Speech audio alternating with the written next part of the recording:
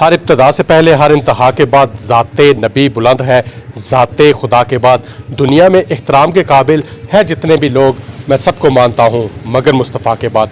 नाज़रीन, मैं मिर्ज़ा कफ़ील बे कैफ़ी आज यूनियन कौंसिल कोटला फ़कीर के इलाका अरसल टाउन में मौजूद हूँ, जहाँ गैस की फराहमी न होने से इलाका मकीन अवामी नुमाइंदों से नाला है। अरसल टाउन के मकीनों से सुई गैस की फराहमी का वादा मुख्तलिफ अदवार में मुख्तलिफ वफाकी नुमाइंदे कर चुके हैं, लेकिन मेंबर कौमी असम्बली मुंतखब होने के बाद किसी ने वादा इफा न किया। साढ़े को हजार रुपया पैसा भी इकट्ठा किया, असां दिते ने पैसे, पर साढ़े घर च गैस लग जाए, बिल्कुल नज़दीक है, नाल हर जगह ते लगी है गैस, ते साडी गैस कोई नहीं। असीं आने भी जिहड़ा भी नुमाइंदा हुण साडे कोल वोट लैण आवे, पहले ये सोच के अपना पूरी तैयारी करके आवे कि भी इत्थे गैस देनी है तो वोटां लभणियां, वरना वोटां कोई नहीं लभणियां हुण इत्थों। चौधरी फवाद साहब भी वजीर रहे न और बड़े अहुदे ते रहे न, ते इन्हां साडे महल्ले च गैस जिहड़ा नहीं लवाई, ते जितने भी MNA आए न वादे कर गए न, ते जिहड़ा गैस इन्हां नहीं लवाई, ते नेक्स्ट टाइम असां अगर गैस नहीं किसे लवानी तो असीं वोट नूं नहीं देनी।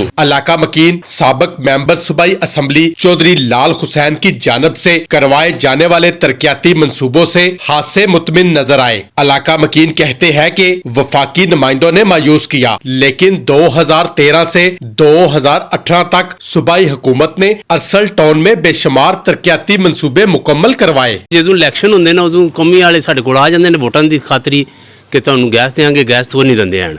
जितने भी तरक्याती काम होए ने चो लाल दे दौर च जिहड़ी मेन टावरां कोल रोड 6-6 इंच पानी खलोते हैं, उन्होंने काफशा नाल लोटा रोड पूरी कंप्लीट 16 फुट की चौड़ी रख के कम अज कम 1700-1800 फुट लम्मी बनवाई है उन्होंने।